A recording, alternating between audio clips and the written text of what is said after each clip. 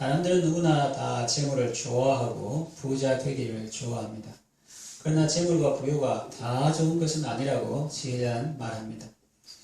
우리가 전도서를 잘못 읽으면 허무주의, 다 헛되다는데 하면 뭐하냐, 또 비관주의, 아이고 앞으로 잘 안 될 것이다, 염세주의, 아이고 세상 뭐 사람은 뭐하냐, 이렇게 염세주의에 빠지기 쉽습니다. 행간의 뜻을 잘 읽어야 합니다. 해 아래의 것은 헛되다 하면 그 짝을 성경에서 찾아야 돼요. 전도서에 헛되고 헛되니 모든 것이 헛되다 하는 그 짝은 많지만은 고린도전서 15장 58절에 그럼 내 사랑하는 형제들아 경고하면 흔들리지 말고 항상 주에 더욱 힘쓰는 자들이 되라. 이는 주 안에서 너희 수고가 결코 헛되지 않은 줄 알면요. 그 짝이 나왔어요. 주 안에서 너희 수고가 결코 헛되지 않다. 전도서에는 헛되고 헛되니 모든 것이 헛되고 해 아래의 삶을 살면 그렇다는 해 아래 삶. 반대되는 어떤 사람은 해 위의 삶 그랬는데 또 사람이 또 초등학생처럼 해 위에 뜨거워 어떻게 살면 이럴까 싶어서 사망의 수평선 아래 아니고 해 위의 삶. 다시 말하면 그리스도 안의 삶. 그것은 주 안에서 결코 헛되지 않다. 그 짝이 성경에 반드시 있는 것입니다. 재물과 부여의 메인 사람이 아니라 하나님의 사랑의 메인 사람이 되라고 말씀하시는 거죠. 하나님과 재물을 겸하여 섬기지 못한다 하셨으니 마몬을 버리고 하나님을 잘 섬겨야 합니다. 자, 그렇다면 먼저 재물과 부여의 폐단을 알아야 하겠죠. 그래서 그것들의 종이 되는 것이 아니라 그것들을 종으로 잘 부리는 사람이 되어야 하겠습니다. 그렇다면 재물과 부여의 폐단이 무엇입니까? 첫째는 만족을 주지 못합니다. 10절 같이 봅시다. 시작. 은혜를 사랑하는 자는 은으로 만족하지 못하고 풍요를 사랑하는 자는 소득으로 만족하기 당연하니 이것도 헛되도다. 어떤 사람이 대한민국 슈퍼리치의 레지던스를 보여줬습니다. 이 말 하니까 영어로 써서 참 죄송한데 그 사람이 그렇게 쓰는데 옮겨 쓰면 슈퍼리치, 보통 부자가 아니라 아주 특별한 그런 부자, 슈퍼리치 레지던스, 거주하는 곳을 이렇게 보여주었습니다. 직접 가볼 시간도 없고 기회도 없지만 그 사람들이 좋은 카메라로 영상을 찍어서 이렇게 방송을 보여주니까 집안에서 앉아서 볼 수 있는 거죠. 한강이 내려다 보이는 전망조인 롯데타워에 주거 공간이 있었습니다. 집 한 채에 55억에서 350억 하는 집들이 있는데 거기에 총 200가구가 입주할 수 있다고 했는데 그 당시 그 소개하는 그 주인이 지금은 한 30집 정도가 입주해서 살고 있다고 했습니다. 그런 외제차를 6대나 가지고 있었습니다. 열쇠도 있고 그리고 벽에는 고가의 미술품으로 가득했습니다. 태어날 때부터 금수저인데 회사 출근 안 하면 아버지한테 혼난다고 했습니다. 또 어떤 사람은 아가씨인데요. 중국 상하이에 있는 자기 친구 회사를 방문했는데 좀 이렇게 나이가 있는 그런 사람이죠. 그 친구의 사무실과 회사를 보여줬습니다. 회사 6개를 거느리고 있는데 나이는 30대 미혼 여성이었습니다. 그래서 매우 분주한 일정 속에 살고 있는 것 같았습니다. 그들의 사는 모습을 보며 제가 어떤 생각을 했을까요? 부럽다는 생각은 안 했습니다. 그러나 요즘 다들 살기 어렵다는데 저렇게 사는 사람도 있구나 그렇게 느꼈습니다. 부자는 이유 때문에 비난받으면 안 되겠죠. 공산주의도 아니고 건강한 사회적 기업으로 많은 사람들에게 일자리를 주고 살게 하고 사회에 기여하는 기업이라면 칭찬받아야죠. 그리고 사람이 부지런하고 자기 일에 창의성을 가지고 열심히 일하는 것은 아름답고 귀한 일입니다. 그러나 이건 나중에 생각을 정리한 것이고요. 그 방송을 보는 순간 마음이 기쁘지 않았습니다. 뭔가 허전했습니다. 그런데 교회에 와서 목양실에서 영어 성경을 읽을 때 하나님께서 기쁨을 주셨습니다. 그 본문이 바로 오늘의 말씀입니다. 저는 방송에 나온 그 사람들을 알지 못합니다. 잠시 그들의 사는 것과 일하는 것만 본 것뿐이지 그들의 사람 됨이나 인격에 대해서는 알지 못합니다. 그 사람들에 대해서 말하려는 것이 아니라 재물과 부여에 대해서 하나님이 하시는 말씀입니다. 10절 한번 다시 읽을까요? 시작. 은을 사랑하는 자는 은으로 만족하지 못하고 풍요를 사랑하는 자는 소득으로 만족하지 않으니 이것도 헛되도다. 먼저 돈을 추구하는 사람은 옛날에 은으로 표현했는데 요즘 말하면 돈이에요. 돈을 추구하는 사람은 마음에 만족이 없다는 것입니다. 은을 사랑하는 자는 은으로 만족하지 못하고 풍요를 사랑하는 자는 소득으로 만족하지 않는다. 그러니 헛되다는 말씀입니다. NIV 영어 성경을 보니 누구든지 돈을 사랑하는 자는 결코 충분한 돈을 가지지 못하고 부를 사랑하는 사람은 결코 그의 수입 혹은 소득으로 만족하지 못한다로 번역되어 있습니다. 그래서 이건 역시 의미가 없다고 합니다. 이 말씀을 읽다가 참 그렇구나 깨달음이 왔습니다. 여러분 혹시 기회가 된다면 주변에 이름난 부자들에게 인터뷰 한번 해보세요. 물어보세요. 그들의 소원이 무엇인지. 그러면 이걸 어떻게 나누고 어려운 사람들에게 베풀고 다른 사람을 섬기는 일이 있을까? 그런 사람은 하나도 없습니다. 있다면 그는 해 아래 사는 사람이 아니라 그리스도 안에 있는 살고 있는 사람이겠죠. 그런 사람은 하나도 없고 다 어떻게 하면 돈을 더 모을 수 있을까? 그런 생각으로 가득합니다. 신기하죠? 마귀는 사람들에게 만족을 주는 것이 아니라 갈증을 더 유발합니다. 더 많이, 더 크게 하면서 욕심을 부리다가 죄를 짓고 무너지게 되는 것입니다. 욕심이 잉태한 즉 죄를 낳고 죄가 장성한 즉 사망을 낳으리라고 했습니다. 하나님과 참 대조적이죠. 사람을 보며 세상을 볼 때는 만족함이 없습니다. 거기 어느 정도 채워지고 푸근한 만족함이 있는데 만족함이 없다는 거예요. 그런데 나의 하나님 그분을 볼 때 나는 만족하였네 그랬습니다.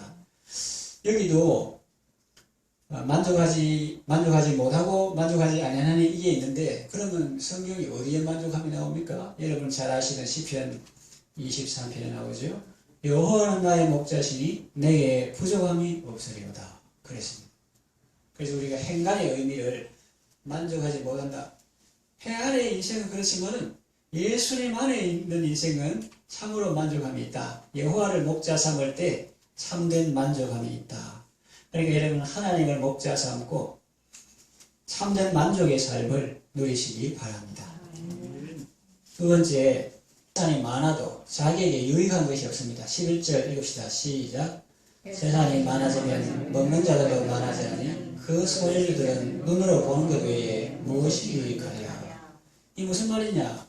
회사가 10개이면 하루에 밥을 10개 먹느냐? 아니라는 것입니다. 혹시 여러분 회사 10개 거는 사람 하루에 밥 10개 먹는 거 보셨습니까? 낮에 한 12시간 이렇게 하면은 1시간마다 밥을 먹어야 된다. 그것도 여간 고역이 아닐 것입니다. 근데 나는 너희들보다 고생도 많이 했고 일도 많이 했고 자격도 되기 때문에 억지로라도 10개 먹어야 되겠다. 그러면 어떻게 될까요? 배탈이 나서 결국은 병원에 실려가겠죠.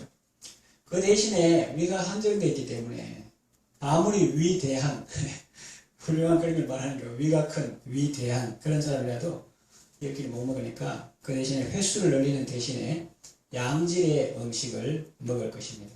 그러나 그것도 한계가 있습니다. 세상과 자기에게 오는 유익은 비례하지 않습니다. 해아래 것만 보는 사람은 그렇게 생각합니다. 세상이 많아지면 먹는 자들도 많아집니다. 회사 규모가 커지면 임직원 수도 많아집니다. 그 소유주들은 그들이 먹는 것을 눈으로 보는 것 외에는 유익이 없다는 것입니다. 입만 늘었지 자기에게 실제로 돌아오는 것은 없다는 것입니다. 그들이 먹는 것을 다 빼앗아서 혼자서 먹을 수는 없습니다. 그래서 갑질을 하는 것입니다.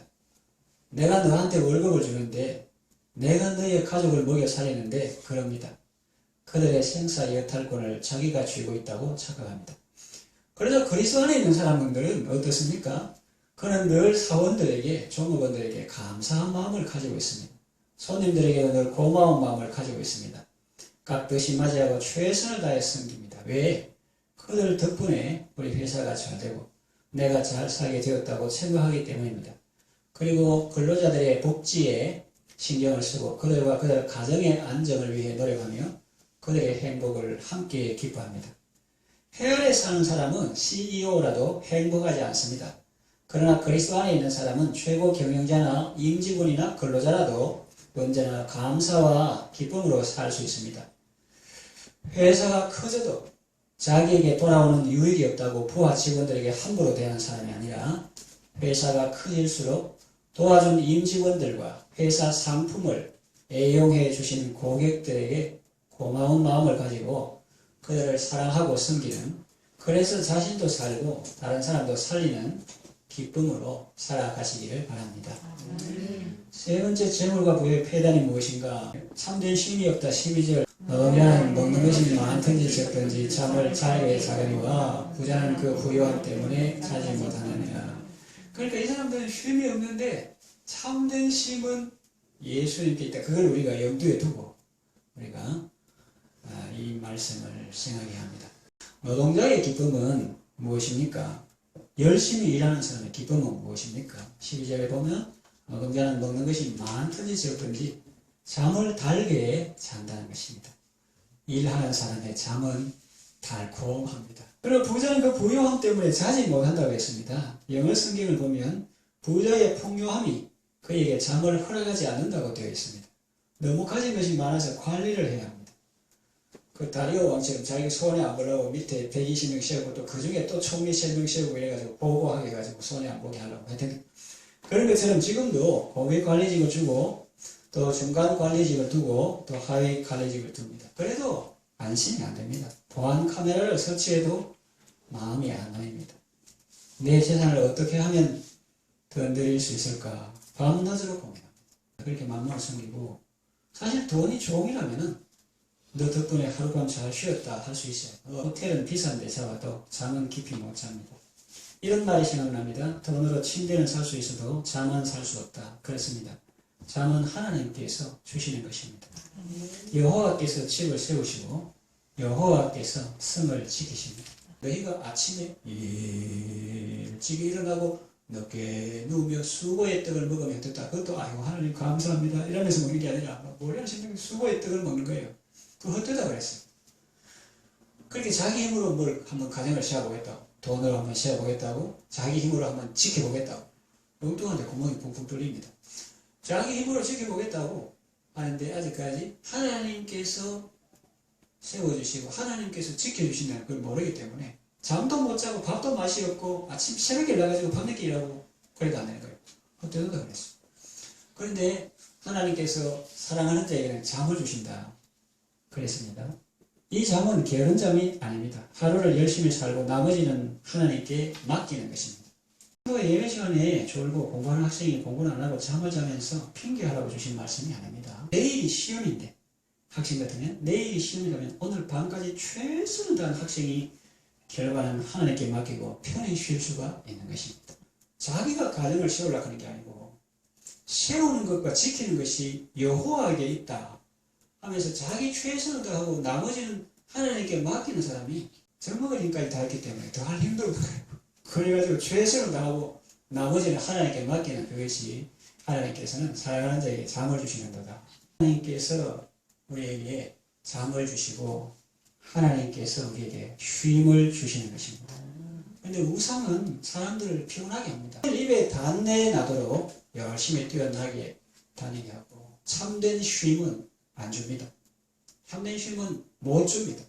아까 어느 대표 기도자가 말한 것이 성경에 나오는데 평안을 너에게 주노라 세상이 알 수도 없는 그 평강은 세상이 알 수 없고 줄 수도 없고 빼앗을 수도 없는 그 평안은 하나님만이 주시는 것입니다. 그런데 귀신은 세상은 안 줄 뿐만 아니라 못 줘요. 귀신 섬기는 사람들 하나도 한순간도 자유를 누리지 못합니다. 쉬지 못합니다. 뭣도 마음대로 못 받고 이사도 아무 날 못 가고 얼마나 시달리는지 몰라요. 그러나 예수님을 영접하면 예수님께서 평안을 주시고 쉬게 하십니다. 예수님께서 수고하고 무거운 짐진 자들아 다 내게로 오라 그렇게 말씀하셨습니다. 이것이 재물과 부요에 대한 지혜자의 말씀입니다. 재물과 부요에 대한 통찰력을 가지고 해 아래 헛된 삶이 아니라 일산에서 참된 삶을 영원한 삶을 살아가시기를 바랍니다. 아멘.